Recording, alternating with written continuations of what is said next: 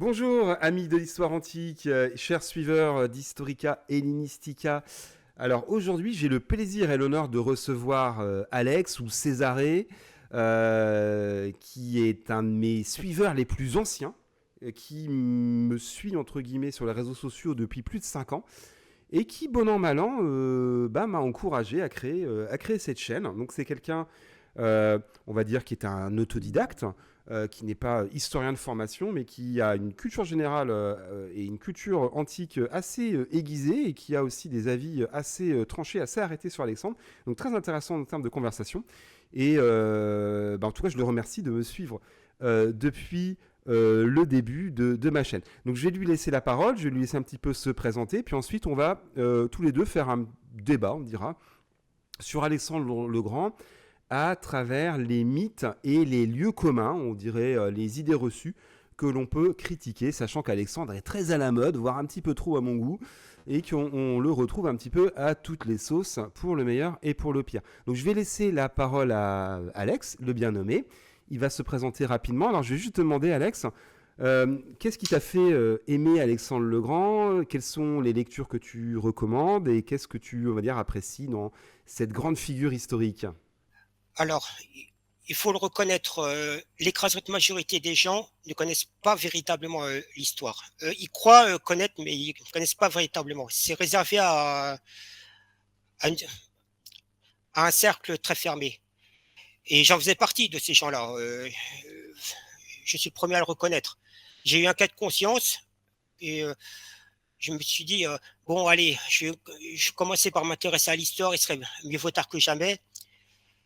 Et autant Et, commencer par l'Antiquité. Oui, vas-y, et tu tu disais. avais quel âge que tu t'es intéressé à Alexandre le Ah, Grand? non, c'était il y a quelques années.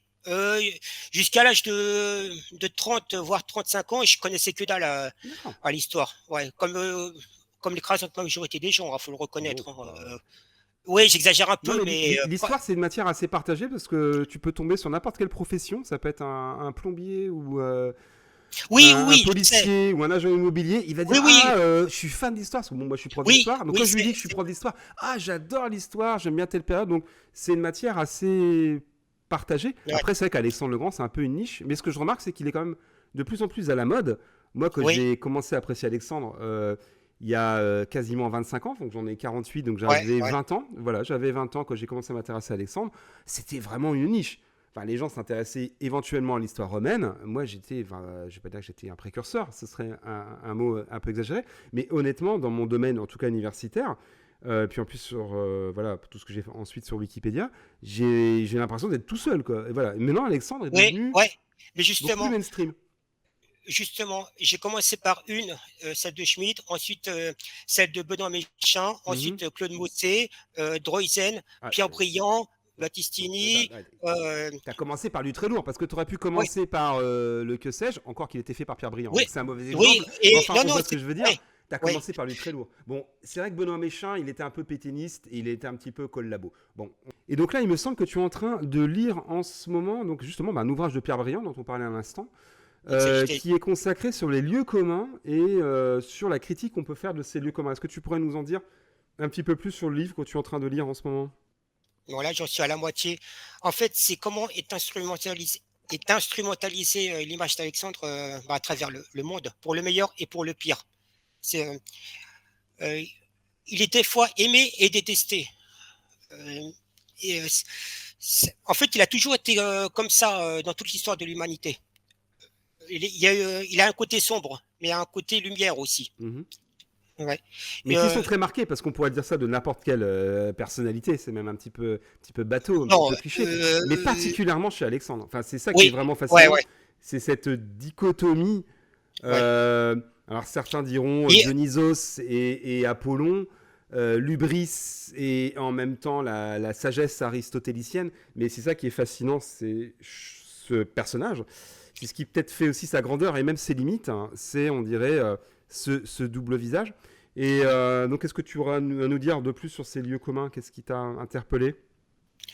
bon, j'ai pas encore fini le livre, mais ce qui m'intéresse chez lui, c'est que oui, comme tu l'as dit, il a toujours divisé les historiens. Euh, il, euh, il est proie a de grandes fascinations.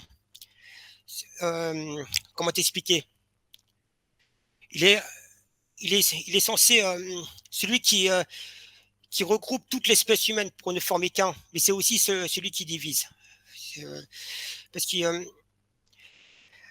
surtout à la dernière année de sa vie, limite, il voulait se revendiquer le maître du monde, le maître de l'univers même, je dirais. Enfin, comment Euh, ne pas le penser quand tu as 32 ans et que tu as conquis le plus grand empire du monde oui, et que tu es un oui. héros invaincu. Donc, Mais j'ai une question à te comment ne pas poser. l'être? Comment ne pas être mégalomane? Justement, oui, oui, mais oui, justement, quand est-ce que a été utilisé pour la première fois le terme Orient et Occident? Ça n'existait pas à l'époque. C'est une excellente remarque, parce que moi, je l'emploie avec beaucoup de précaution, ces termes-là. L'Orient, moins, parce qu'il y a un côté un peu romantique. L'Occident, je l'emploie avec énormément de précaution, parce que c'est un terme qui est très moderne, qui est presque même lié à une forme d'hégémonie culturelle américaine, pour ne pas le citer. Je l'emploie avec beaucoup de précaution, voire même avec des guillemets. Ouais. Et non, non, Même il de faut nos être très jours, très hein, prudent là-dessus. même de nos jours, ça veut, Oui, oui, oui, ça, oui, bien sûr. parce que on parle, par exemple, le christianisme, on l'associe à l'Occident, mais Mm, à la mm. base, C'est une religion orientale. voilà. Le Ouais. christianisme est une religion orientale. Je suis tout à fait d'accord avec toi. Euh, D'ailleurs, en fait, cette vision occidentaliste d'Alexandre a même été reprise, j'ai envie de dire pour le pire, par certains groupes politiques américains. J'ai même souvenir d'une espèce d'association, on dirait, paramaçonnique, qui réunissait donc des têtes pensantes du Deep State, on dirait. Donc on a là les Bush, on a là, enfin voilà, toute la clique, etc., les Madeleine Albright, etc., qui étaient là à vénérer Alexandre le Grand pour son côté universaliste et pour le côté un petit peu, voilà, l'Occident qui va aller défoncer l'Orient, quoi, pour être clair, Oui, quoi. mais non. Et ça, cet Juste, héritage, en fait, il est hérité, c'est le cas de le dire, de Droysen, donc qui est évidemment l'inventeur, on pourrait dire, du. alors Troysen, Oui, comme tu le sais, c'était un contemporain de Jules Ferry. d'accord, ouais. Ouais, Et mais alors, et en quoi il, ça. il- Oui, vas-y. non, il était pas contre la colonisation en elle-même, mais c'est juste qu'il trouvait ça excessif. C'est un Ouais, Prussien, Droysen, il faut le préciser pour nos auditeurs, qui a donc inventé le mot hellénistique, parce qu'évidemment le mot ouais, hellénique, c'est un terme historique, mais il a inventé le mot hellénistique pour qualifier cette période très particulière, d'une espèce de débridation entre la culture grecque et les cultures ouais, ouais. indigènes. Et donc, il est le précurseur de l'histoire hellénistique, et il est aussi celui qui avait une vision, on dirait, un petit peu critiquable, enfin même si en soi c'était assez utopique, mais une espèce d'alliance entre l'Occident et l'Orient qui fait partie un Oui, peu des clichés qu'on a par rapport à Alexandre. Alors, à voir aussi, on en parlait tout à l'heure d'Alexandre qui était de plus en plus, on dirait, populaire, presque mainstream. C'est que là, bah, le Figaro Histoire vient de sortir un dossier complet sur Alexandre le Grand. Alors, avec quand même Olivier Battistini, je lui rends hommage. Olivier, si tu nous écoutes depuis la Corse, tes articles sont, voilà, concis, flamboyant, comme je t'ai dit. Franchement. Euh, Par contre, le titre L'Empire Impossible pourrait prêter oui, à critique. Qu'est-ce que tu en as oui. pensé? Parce que je sais que tu as lu en détail ce Figaro Histoire. Qu'est-ce Oui, que tu en as pensé, Alex? non, je me souviens pas de tout, mais oui, il aurait dû rajouter un point d'interrogation, ce qui changerait tout, Hmm. parce que pour moi, c'est pas un empire impossible de réunir l'Orient et l'Occident avec, avec comme seul maître Alexandre, l'image qu'on lui donne, parce que pour lui, il n'existe qu'une seule espèce d'être humain, l'œcumen, Oui, le- le monde l'espace, habité, oui. oui, l'espace du monde habité, Hmm. c'est tout, Hmm. sans distinction de race, d'ethnie, de religion. Vous êtes tous mes sujets. Mais je vois pas où est le mal là-dedans. Je- Mais ça rejoint justement les noces de Suse qui sont Oui, donc ont oui, été faites en 324, durant lesquelles oui, Alexandre a obligé 10 000 de ses soldats et aussi ses compagnons de haut rang à oui, épouser des princesses mèdes et perses. Alors, il y a deux visions qui vont s'affronter, on va dire. Il y a une vision un petit peu idéaliste qui est née de Droysen, qui reprend d'ailleurs Arien, en disant voilà, qu'il y a une espèce de volonté universaliste, cosmopolitique, on pourrait dire, alors que d'autres ont une vision plus pragmatiques, je pense notamment à Pierre Oui, Briand, qui vont expliquer qu'Alexandre, s'il va promouvoir ses noces, c'est moins par cette idéalisation que par pragmatisme, sachant bah, voilà, qu'il faut ménager les élites perses, qu'il faut former une nouvelle génération de guerriers, et aussi, on pourrait dire, se faire pardonner du retour difficile d'Inde. Donc j'ai envie de dire que ces noces dessus sont intéressantes parce qu'elles ont en même temps ce côté idéaliste d'un mariage qui est quand même très rare dans l'histoire, parce que quand on voit dans l'histoire Orient et Occident, quand est-ce qu'ils ont été mariés l'Empire ottoman, et encore, j'ai envie de dire, c'est quand même plutôt une domination des Turcs à l'encontre de certains peuples balkaniques. Voilà, mais l'idée d'une espèce d'équilibre entre Orient et Occident, ça n'a existé qu'une fois, du temps d'Alexandre le Grand. Il faut être clair là-dessus. Donc pour moi, les ouais, mais noces dessus sont vraiment justement, c'est un pour ça exemple. Mais vas-y, oui. justement, c'est pour ça que je dis qu'il est plus que jamais d'actualité. Parce que si c'est pas pour il y a encore 150 ans, rien que le fait de passer ses vacances à l'autre bout du monde ou même de s'y installer, c'était inenvisageable. Si les gens peuvent circuler un peu partout dans le monde, c'est bon. Enfin, je dis pas que c'est grâce à lui, mais tu sais que après la Attention, parce première. que là, tu rejoins ce que je te disais tout à l'heure. Le deep state américain, hein, les fanatiques du globalisme, ils vénèrent Alexandre le Grand. Oui, mais Attention, oui, j'ai mais même vu une quel, page attends, Wikipédia. Attends, je me juste permets d'insister attends, là-dessus. oui, J'ai vu une page Wikipédia, alors qui a été supprimée depuis pour manque de sources. Donc je l'avais pas écrite, hein, mais que j'avais consultée. Alors je sais plus exactement le nom, mais il y avait une association. Je te dis, c'était une espèce de loge maçonnique. Franchement, ça ressemblait à ça. De, de dirigeants américains, et on avait les Bush. On avait Bush père et fils. Je me souviens très très bien de Madeleine Albright, qui était là à vénérer Alexandre le Grand. Parce que voilà, il oui, mais pas, vantait oui, mais la oui, domination attends, de l'Orient sur l'Occident et une attends, forme d'universalisme. Donc oui, mais méfions-nous non, aussi de la non, non, non, récupération. non, écoute-moi. Il vénérait Alexandre le Croisé. Le Il croisé. vénérait, Oui, oui, oui. celui qui va dominer, qui va dominer l'Orient. Mhm. Non, non, non, non, il vénérait pas cet Alexandre-là. Comme tu sais, il existe quasiment autant d'Alexandre qu'il existe Euh, d'êtres humains. je me permets, je rebondis parce que tout à l'heure on parlait de comment tu as connu Alexandre. Bon, moi on s'en fiche Oui, de ma vie, de mon œuvre. par contre, J'avais celui-là, 20 ans, on m'a offert ce livre-là. Je vais pas dire qu'il a changé ma vie, mais pas loin.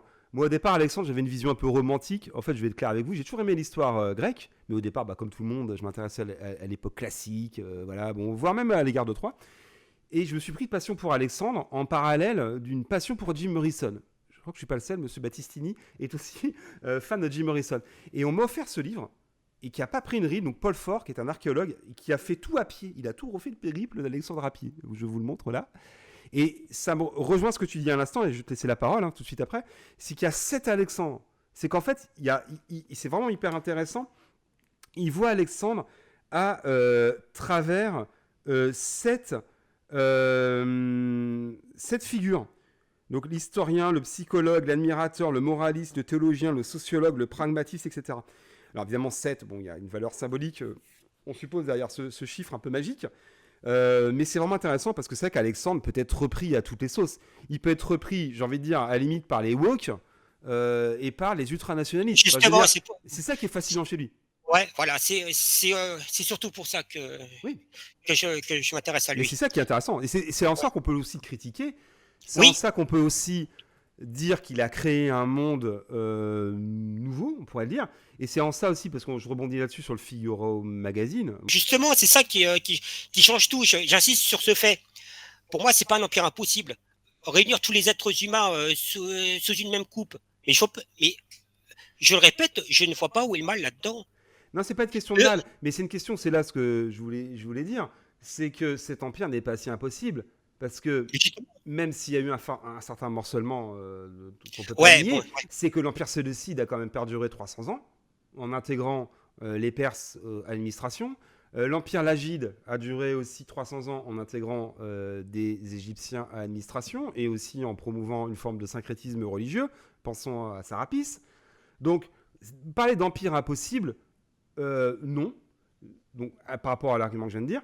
Deuxièmement, ça a quand même pavé la voie des Romains. Je pense sans Alexandre, il n'y avait pas d'empire romain. Et Justement. Ouais, troisièmement, ça c'est la thèse de Droysen, c'est que l'empire d'Alexandre a pavé la route du christianisme.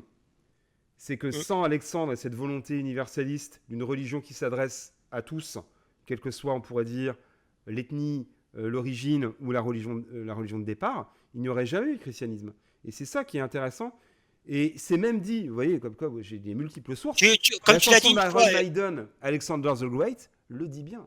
Alors excusez-moi, je suis passé anglophile ou anglophone pour le dire en anglais, mais il y a même une strophe, je dirais, je ne sais pas comment dire en musique, excusez-moi, qui dit Alexandre a pavé la route du christianisme. Même Iron Maiden le dit. Même Iron Maiden le dit. Donc bref, je te laisse la parole. Alex, si tu voulais dire quelque chose d'autre. oui, comme tu le sais, Platon, Aristote, ils méprisaient les Perses, surtout Platon. Mais Aristote, Surtout Aristote. Platon, c'est beaucoup plus nuancé.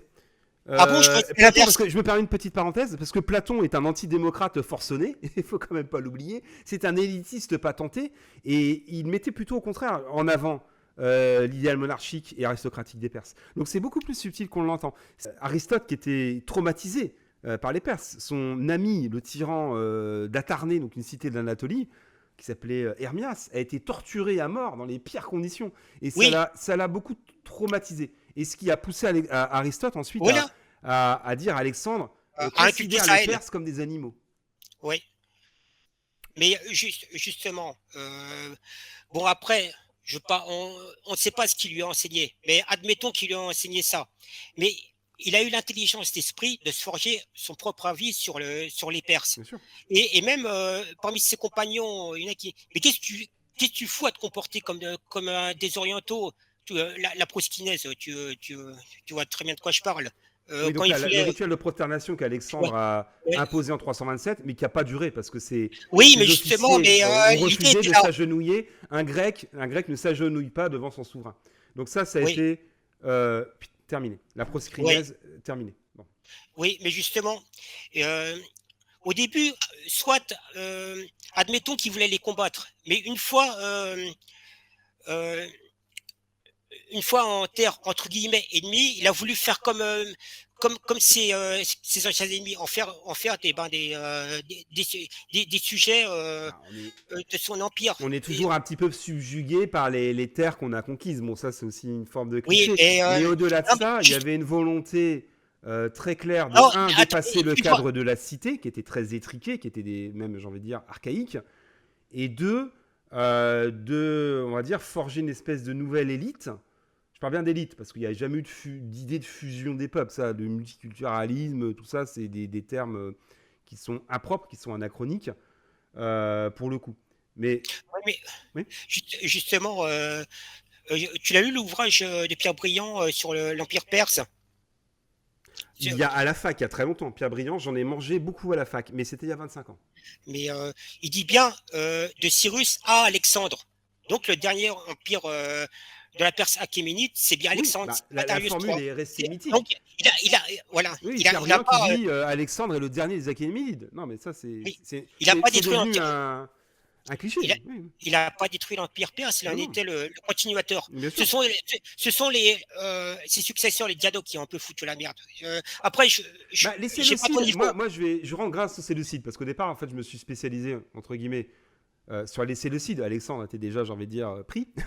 Donc voilà, que ce soit dans mes recherches, sur Wikipédia, etc., je me suis beaucoup intéressé aux Séleucides.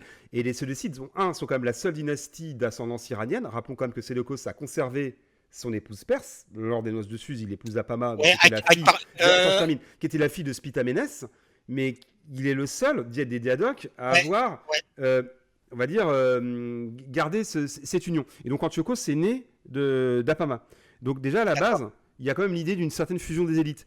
Et ensuite, en suivant la politique d'Alexandre, les Séleucides ont, on va dire, flatté les élites sacerdotales, ont ménagé les élites indigènes. Et bien sûr, bon, ça c'est la base de tout empire, se sont fondés sur les élites préexistantes.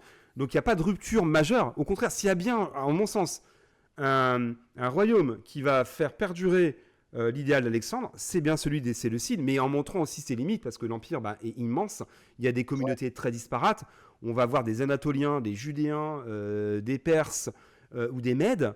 Donc c'est très compliqué de les fédérer, sachant qu'au départ, il n'y a pas une religion justement cohérente et commune, quoi. Ouais. Mais je prends un exemple, et il a, il a puni ceux qui ont profané la tombe de Cyrus. Ça, Exact, c'est un symbole très important, c'est ça. vrai. Parce que Cyrus, Monsieur de Paticini n'était pas d'accord. Euh, Cyrus aussi rêvait d'un empire universel. Bien sûr. Et Alexandre reprend Cyrus. Justement, il voulait en être son continuateur. Bien sûr. Et ça, c'est très important, Cyrus est ça. l'inspirateur d'Alexandre. Cyrus veut Oui, intégrer les peuples sans les dominer et sans ouais. détruire leur culture et leur religion. Et bien sûr, Il a bien protégé les Juifs. Et, bien sûr. il a, Ah oui, oui, il a même fait un édit qui est resté très célèbre, qui a donné la possibilité aux Juifs, donc exilés à Babylone, donc sous Nabucodonosor II, oui, de revenir en Judée. Oui, bien sûr, bien sûr. Donc ouais. Cyrus, c'est et on va dire l'inspirateur d'Alexandre. Et d'ailleurs, je fais une petite parenthèse. Ce texte, justement, ce décret qui a permis aux Judéens de revenir dans leur terre, donc a été gravé dans une espèce de cylindre en cunéiforme Oui, à oui, oui, l'époque, oui. je dirais acadien, je ne vais pas dire de bêtises, Ouais. ou babylonien, cunéiforme babylonien, donc hérité des Acadiens. Donc bref, toujours est-il qu'en fait, ce cylindre a été traduit dans toutes les langues et figure maintenant en bonne place dans l'ONU, carrément, l'Organisation des Ouais. Nations Unies, qui met en avant ce texte de Cyrus, donc on est là au 6e siècle avant notre ère, comme précurseur de l'idée des droits de l'homme universels. C'est fascinant. Oui, alors je disais, faut pas mettre dans le même panier tous les souverains perses. Cyrus, Xerxès, Darius Ier, c'est pas la même chose. Certes. Là, je suis d'accord. Xerxès, c'était lui l'instigateur des premières guerres médiques. Oui, c'est ça. Hein. Oui, Ouais. bien sûr. Donc c'est pour ça qu'il rêvait de vengeance, tout ça. Mais justement, Xerxès, c'est lui aussi le fondateur de Persépolis. Ça, tu le sais, ça? Oui, bien sûr. Ouais. Et bien justement, et ben pour en revenir à l'incendie de Persépolis, bien connu d'Alexandre. Oui, on Et peut en ben, parler. Ça peut être un beau sujet, justement, de lieux communs et de polémique aussi. oui, mais Vas-y, on justement, t'écoute. tout le monde parle, enfin, beaucoup de gens croient que c'est une vengeance. Et ben, pour moi, c'était pour déshonorer la mémoire de Xerxès Ier. Oui, bien sûr. Parce que, Qui a fait brûler les temples d'Athènes. Oui, bien sûr. ouais. Mais après, il a regretté son geste parce que c'est quand même, bon, c'est quand même, ça fait, je sais pas si on pouvait parler de patrimoine à l'époque, mais en fait, il voulait en faire son palais. Mais ça, ouais, dans la cour macédonienne, tout le monde n'était pas d'accord. Je me permets une Et petite rectification parce que j'avais un doute. La première guerre médique, c'est Darius. c'est la Seconde Guerre médique alors. Et la deuxième guerre médique, c'est Xerxès qui veut justement se venger de Darius. Voilà. Donc Ouais. c'est Xerxès, la deuxième guerre médique. Mais une fois que si je dis pas de bêtises, les Grecs sont vainqueurs à Salamine, ils retournent en Asie et ils laissent ses généraux se démerder et ils seront battus à Platée. Voilà. Je D'ailleurs, rectifie ouais, en même temps. d'accord, Donc d'accord, d'accord. revenons aux noces de Suse. C'est Ouais. intéressant parce que Non, juste, oui, oui, oui, le système de satrapie, c'est parce que rapide, oui. bon, euh, on le doit à Darius Ier. Tu le savais Oui, ça? oui, oui, oui, oui. Ouais, parce que bon, on peut pas gouverner comme ça. Chaque région a, j'y reviendrai peut-être tout à l'heure. Chaque région a sa culture et c'est important de les respecter. Bon, ça restait des sujets du roi, mais je- euh, c'était quand même important que parce que comme tu le sais, le monde perse, c'était pas que des Perses. Il y avait Non. tout. Hein, Bah voilà. déjà, les Iraniens, déjà par définition, les Iraniens, c'est une mosaïque de peuples. Donc on va avoir les Même les Mèdes Macédoniens, hein, notamment. même les Macédoniens, hein, Et c'était. même chez les Perses, c'est loin, parce que du coup j'ai étudié un petit peu la question des origines des Perses. C'est loin d'être si évident, parce qu'au départ ils venaient d'Asie centrale. Vers moins 1000, ils sont descendus dans ce qui deviendra la Perse, mais la Perse était déjà habitée par les Élamites, qui sont une civilisation déjà assez avancée du temps des Sumériens. Donc c'est assez intéressant parce que les Perses ont hérité aussi des cultures mésopotamiennes. Oui, Et les Perses sont loin d'être une espèce de... Comment dire, oui, c'est loin d'être d'avoir une un peu unité homogène. Ouais, culturelle comme on l'imagine parfois. Mais je reviens un petit peu à nos moutons. Là, on parlait là à un instant des noces de Suse. Est-ce oui. que, d'après toi, c'est une volonté d'Alexandre voilà, de se venger des exactions commises par Xerxès est-ce que c'est pas aussi un message envoyé Non, aux Grecs en j'ai pas dit disant ça. j'ai bien entendu ce que vous vouliez, c'est-à-dire là, une vengeance par rapport aux Grecs, et enfin moi c'est un peu mon idée, Tu c'est comprends pas. qu'au-delà du côté, enfin je termine Non, juste parce que les événements parfois sont surinterprétés. Moi je pense que surtout c'est un banquet qui a mal tourné et qu'une torche est tombée et que ça a cramé. Parce que je vais être clair avec toi, Persépolis, ils sont restés plusieurs semaines, les Gréco-Macédoniens. Je pense que si Alexandre avait voulu raser tout de suite et faire un symbole fort, non, non, il non. serait arrivé, il aurait tout rasé. Il y a eu des semaines, voire des mois, où les Gréco-Macédoniens sont restés à Persépolis. Une fois, il y a eu un banquet. Donc la légende dit une dénommée Thaïs, donc qui était une hétaïre athénienne, qui a d'ailleurs plus tard épousé Ptolémée, aurait dit à Alexandre, vas-y, va brûler Persépolis. Mais moi, je pense que c'est un événement, enfin, c'est comment dire, un accident, et qui ensuite donne lieu à Oui, des oui. interprétations politiques. Parce que moi, je pense qu'Alexandre, tel qu'on le connaît, hein, rappelons-nous du sort de Thèbes ou de Tyr, s'il avait voulu ratiboiser tout de suite, il l'aurait fait. Pourquoi il aurait attendu 3 semaines? Donc moi, je pense qu'en fait, c'est un geste qui est interprété a posteriori comme l'idée de faire plaisir aux Grecs de la Ligue de Corinthe, en disant, voyez, on vous a vengé des exactions commises par les Perses du temps de la guerre médique. Ouais. Mais tu t'es trompé tout à l'heure. Tu Oui, parlais de Noces de Sus. C'est l'incendie du palais de Persépolis dont on oui, parle. pardon, excuse-moi. Ouais, Oui. c'est pas grave. Mais Oui, tu as bien fait. ouais. Non, mais alors j'aime à penser qu'ils n'avaient pas le choix. Ils pouvaient pas retenir tout seuls Hmm, ces hommes. bien sûr. Ce sont ces hommes qui rêvaient de Oui, vengeance. oui, c'est pas lui qui a ordonné Oui, l'incendie. Bien sûr que non. ouais, ouais, ouais. Jamais sa D'ailleurs, politique n'a montré justement de volonté de destruction des structures politiques perses. Pourquoi il l'aurait fait là maintenant? Alors éventuellement sous le coup de l'alcool, de l'émulation, de je ne sais quoi. Mais moi je pense qu'effectivement c'est un accident. Donc forcément un accident, bah, il y a des responsables, mais que c'est pas Alexandre qui a ordonné ouais, l'incendie de ouais, ouais. Persépolis. Alors ensuite il y a une légende noire qui est reprise par les Zoroastriens notamment, comme quoi Alexandre aurait détruit la bibliothèque donc des Non, Macédéens. mais c'est pas Mais vrai. c'est faux. Enfin, je veux C'est dire, pas vrai. Alexandre n'a Ouais, aucune c'est faux. volonté d'éradiquer la culture perse ou perse. Déjà, est-ce qu'il a détruit Ecbatane? Est-ce qu'il a Non, détruit Sus? Est-ce qu'il a non. détruit l'autre là euh, il y a Ecbatane. Suse, Il y a pas Sargarde. Pasagan, voilà, j'ai cherché le nom. Ouais. Et tu parlais tout à l'heure des Thèbes. J'ai lu, Ouais. je sais plus où, pour s'excuser. Bon, tu me diras, c'est un peu limite hein, d'excuser ça, mais oui, oui, je suis d'accord. Il y a pas à discuter. Il a dit qu'il laissait aux survivants le moindre de ses caprices acceptés. Il a quand même regretté sur le tard. Alors, il a regretté et il a quand même laissé intacte la maison de Pindare. Donc, c'est un Oui, oui, célèbre poète, le fameux Genoi Oios Esimaton. Bon, je me le suis tatoué sur le bras parce que je suis un peu un fou. Mais voilà, donc il a laissé intacte euh, oui. la maison de Pindare. Bon. Par- Mais pareil. là, il faut être clair aussi, il y a un geste politique derrière.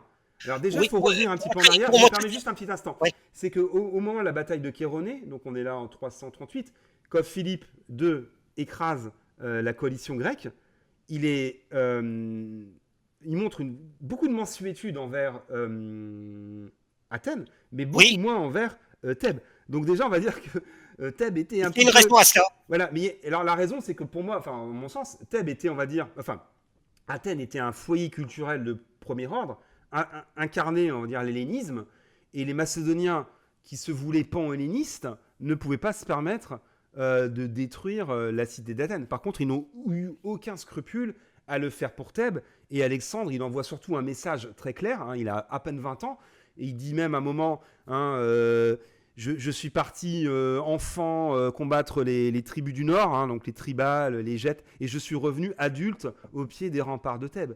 Donc là, il y a un message politique très clair. Mais bon, Alexandre, il faudra d'autres messages politiques très très clairs. Hein, quand on voit aussi le Tu sort de soulèves un... Tyr ou le sort de certaines cités indiennes qui ont été exterminées, génocidées, là, le message politique est clair. Mais en tout cas, c'est pas pour défendre Alexandre et avoir une forme de naïveté, mais quand il massacre, c'est pas pour le plaisir, c'est qu'il y a Ouais, un but c'est pour montrer politique. sa puissance aussi.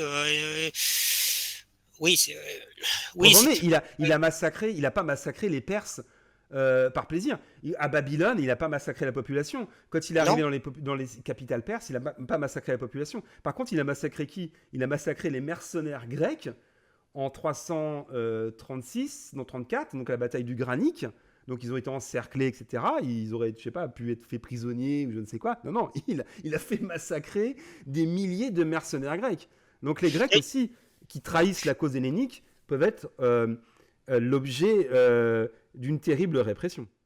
ouais. Mais c'est pareil à Tyr. Parce que comme tu le sais, Tyr a donné beaucoup de fil à retordre à Alexandre. Mhm, Ça a bien duré sûr. 7 mois. Ouais, ouais. Mais bon, tu me diras, c'est pas une excuse, mais Ah, ça c'était un explique. peu pour montrer, non mais sans blague, qui c'est le chef. Mais oui, c'est pas une raison. Non, Ouais, mais bon, ouais, ouais, on va ouais. pas juger les massacres. Sinon, on en a Après, pendant des heures. il se prenait pour Dieu. Est-ce qu'on peut juger Dieu? Est-ce que tu crois vraiment qu'ils se prenaient pour Dieu? Mais avant, juste Ouais, dis-moi. une toute petite parenthèse, tu parlais des Illyriens tout à l'heure. Ça soulevait un point intéressant. Est-ce qu'il est apprécié, Alexandre, ou pas? Parce que Par qui? d'un côté, par les Illyriens, parce que Alors, c'est bah, c'est les, quand c'est on les dit Balkans. illyrien, je vais être très clair avec toi. Bah, je te renvoie des vidéos que j'ai pu faire.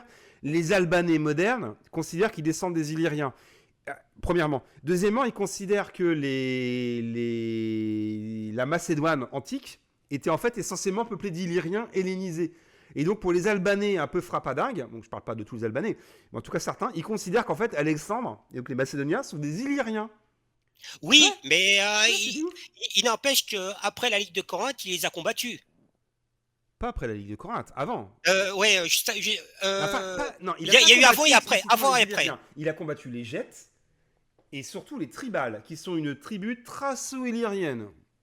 Mais il a Ah, pas. c'est encore, Ouais, ouais, ouais, c'est encore autre chose. les Illyriens, ils étaient encore un peu au-dessus. C'est après qu'ils ont fait chier les Grecs du C'est, temps.